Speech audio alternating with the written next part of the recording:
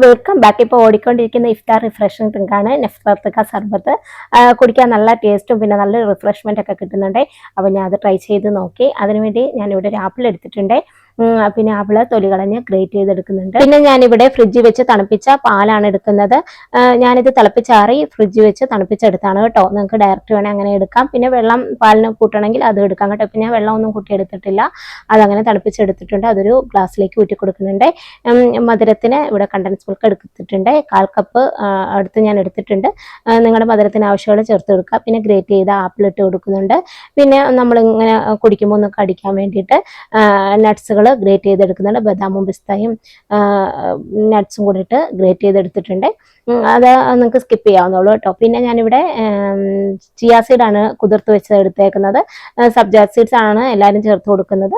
അപ്പോൾ എൻ്റെ കയ്യിൽ അതില്ലാഞ്ഞു, അതുകൊണ്ട് ചിയാ സീഡ് ആയിരുന്നുണ്ടായിരുന്നു, അത് കുതിർത്ത് ഞാൻ ചേർക്കുന്നുണ്ട്. പിന്നെ ഈ സമയം നിങ്ങൾ സഫ്രോൺ വെള്ളത്തിൽ കുതിർത്ത് ചേർത്ത് കൊടുക്കാവുന്നതാണ്. എൻ്റെ കയ്യിൽ ഇല്ലാഞ്ഞു, അതുകൊണ്ട് ഞാൻ അത് സ്കിപ്പ് ചെയ്യാണ്.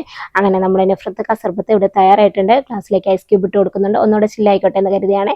അപ്പോൾ എന്നിട്ട് അത് ഊറ്റി കൊടുക്കുന്നുണ്ട്. അപ്പോൾ ഇതേ 2 മിനിറ്റ് കൊണ്ട് നമ്മുടെ നെഫ്രത്തുക സർബത്ത് ഇവിടെ തയ്യാറായിട്ടുണ്ട്. പാല് നടക്കുന്ന സമയം കൊണ്ട് നമുക്കിത് തയ്യാറാക്കാവുന്നുള്ളൂ കേട്ടോ. നല്ല റിഫ്രഷ്മെൻ്റ് ആയിട്ടുള്ള, നോമ്പിന് മാത്രമല്ല അല്ലാത്ത ഈ ചൂടിന് തന്നെ കുടിക്കാൻ പറ്റിയ നല്ല ഡ്രിങ്കാണ് കേട്ടോ. ഇനി അതിന് മേളിൽ ഒന്ന് ഗാർണിഷും കൂടെ ചെയ്ത് എടുക്കുന്നുണ്ട്. നിങ്ങൾ ആരെങ്കിലും ഇതുവരെ ഇതൊന്ന് ട്രൈ ചെയ്ത് നോക്കിയിട്ടില്ലെങ്കിൽ ഒന്ന് ട്രൈ ചെയ്ത് നോക്കുക കേട്ടോ. നല്ല റിഫ്രഷ്മെൻ്റ് ആയിട്ടുള്ള ഡ്രിങ്കാണ്.